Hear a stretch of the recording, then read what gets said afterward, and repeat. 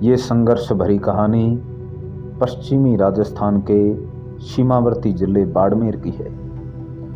रेतीले धोरों के बीच कच्चा रास्ता, घास फूस से बने कच्चे घर, मूलभूत सुविधाओं से कोसों दूर, न लाइट, न रोड, न मीठा पानी, न नेटवर्क, कुछ भी नहीं। कहानी जिस पात्र के संघर्ष को बयां कर रही है उसका नाम जेठाराम है। जेठाराम, उम्र 37 साल।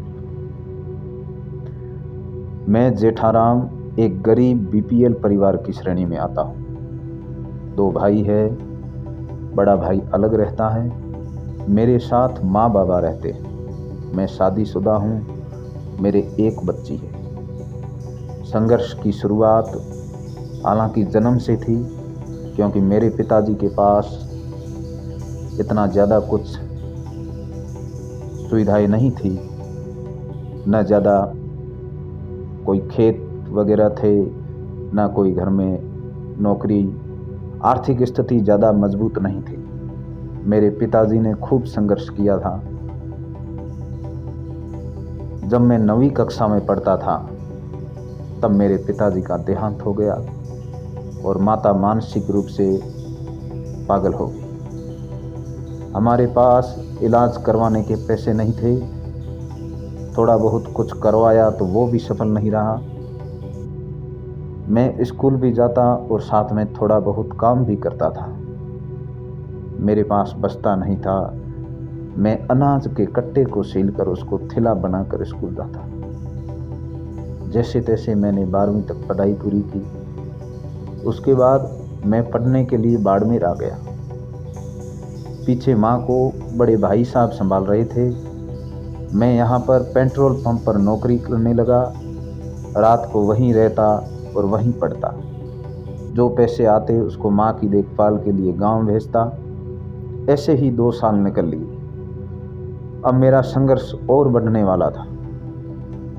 हालात कठिन होने वाले थे। माँ की देखभाल करने से बड़े भाई ने मना कर दिया था। हालांकि बड़े भाई तो अच्छे थे, किंतु शायद भाभी को ये सब अच्छा नहीं लगता था। मैं गांव लौट आया। 2-3 साल गांव में ही मजदूरी की। पढ़ाई मेरी छूट चुकी थी। मेरी शादी हो गई। भगवान की कृपा से मुझे जीवन संगिनी का अच्छा साथ मिला। वो मेरी बूढ़ी माँ जो न कपड़े संभाल पाती थी, उसकी साफ सफाई, खाना पीना सबकी जिम्मेदारी मैं उसको सौंप फिर बाड़मेर आ गया। इस बार मैं एक प्राइवेट विद्यालय में पढ़ाने लगा और खुद भी साथ साथ पढ़ता। मेरा बीएसटीसी में नंबर आ गया, किंतु फीस के पैसे नहीं थे। गांव की जो हमारी पुश्तैनी ज़मीन थी वो बंजर ज़मीन थी। उसको बेचकर मैंने फीस और शादी का कर्ज उतार दिया। 2 साल में दिन में कॉलेज जाता और रात को एटीएम पे सिक्योरिटी गार्ड की नौकरी करता। शायद संघर्ष ने मेरा पल्लू पकड़ रखा था।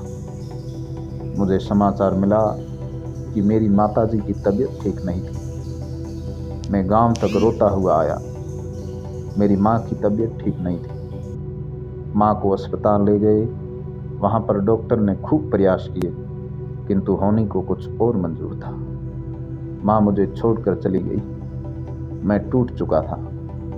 समाज की ओसर मोसर प्रथा को निभाने मैंने फिर कर्ज लिया और उसके कुछ दिन बाद मैं फिर से बाड़मेर लौट आया। रीट 2015 की तैयारी शुरू कर दी। मैं रात भर पढ़ता था। एटीएम पे सिक्योरिटी गार्ड की नौकरी भी साथ में और पढ़ना भी साथ में। इम्तिहान की घड़ी नज़दीक आ गई थी। पेपर हुआ, किंतु मेरा पेपर अच्छा नहीं हुआ। घरवाली का फ़ोन आया, तब मैंने कहा कि अच्छा हुआ है, और वो कहने लगी वो तो होना ही था। मैंने वैसे आपको बताया नहीं था, मैंने 21 व्रत रखे थे। भगवान को फल तो देना ही था। मेरी आंखों से आंसू निकल आए। मैंने बस इतना ही कहा हाँ, और फिर फ़ोन काट दिया। मैं घर आ गया। रिजल्ट आ गया था। मेरा सिलेक्शन नहीं हुआ। मैंने अपनी पत्नी को कुछ नहीं बताया। वो जब भी पूछती मैं कहता वो भर्ती कोर्ट में चली गई। अब देखो कब फैसला आएगा। वो भोली मेरी बात पर आंख मूंद कर भरोसा करती। रीट 2018 आ गई थी। मैं फिर बोरिया बिस्तर बांध कर बाड़मेर आ गया।